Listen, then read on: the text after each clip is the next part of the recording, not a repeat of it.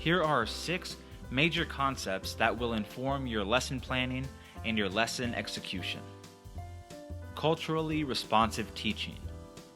With this concept, we have 5 major things. First, we activate prior knowledge.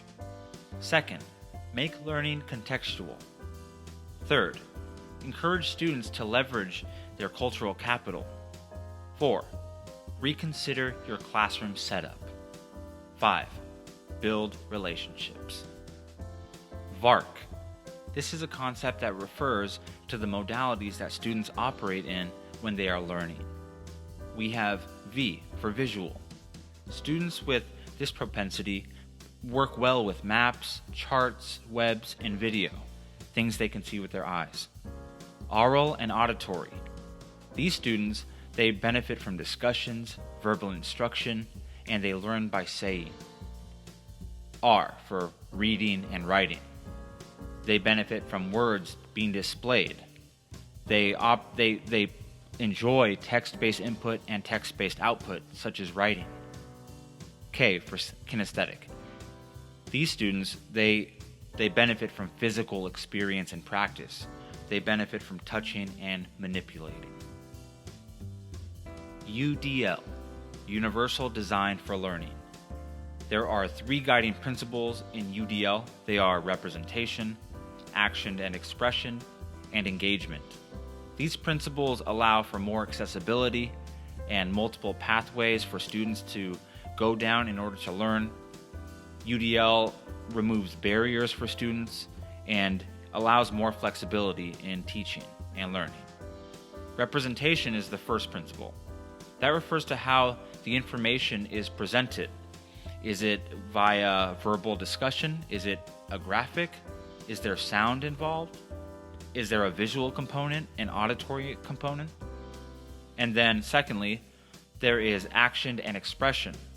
That refers to the options that students have to convey their understanding. Are they able to create a video, write a poem, produce a drama that conveys their understanding of the information? And then lastly, we have engagement. Is this information relevant to the students? Is it useful in their everyday life? Is it meaningful to them? The instructional sequence. The explicit instructional model. That involves the gradual release of responsibility. That can be summed up as I do, we do, you do. So in the part of the lesson that is I do, the teacher gives direct instruction and models the activity or the skill. We do, that's guided instruction, and the teacher assists students as they practice. And then lastly, the you do refers to students working on their own and applying what they have learned.